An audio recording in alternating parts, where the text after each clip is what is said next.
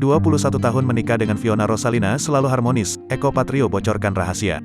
Pelawak senior Eko Patrio dan istrinya, Fiona Rosalina membongkar rahasia kemesraan mereka selama 21 tahun menikah. Menjaga keharmonisan rumah tangga itu bukan perkara gampang.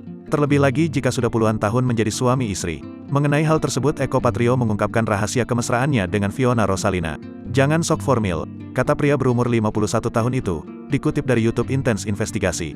Eko mengaku dirinya dan Fiona sangat terbuka satu sama lain, mereka tidak pernah menyembunyikan kekurangan masing-masing. Dia tahu sifat saya sesungguhnya, saya tahu sifat dia, jadi ya sudah, lanjut Eko. Dari pernikahannya, mereka dikaruniai 3 orang anak.